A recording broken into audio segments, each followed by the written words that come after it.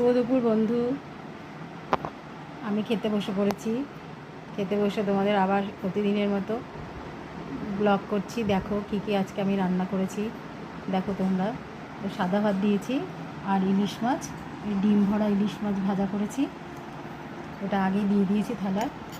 আর করেছি তোমার অনেক দিন পর করলাম মানকচু, সর্ষে দিয়ে নারকেল দিয়ে মানকচু বাটা।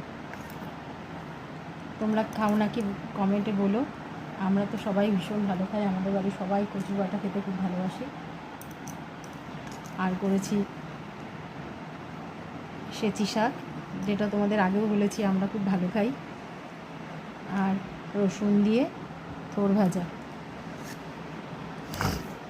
আর করেছি মাছের তেলের বড়া। সবাই খাও কি না জানি না, কিন্তু আমরা তো খাই, তাই তোমাদের সঙ্গে শেয়ার করলাম। আর করেছি দই কাতলা। এই হচ্ছে আজকে আমার দুপুরে মেনু। দেখো কেমন হলো, ভালো লেগে তোমরা কমেন্ট করবে।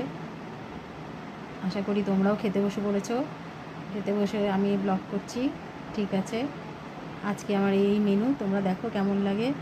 শুভ দুপুর বন্ধু, টাটা, আসছি।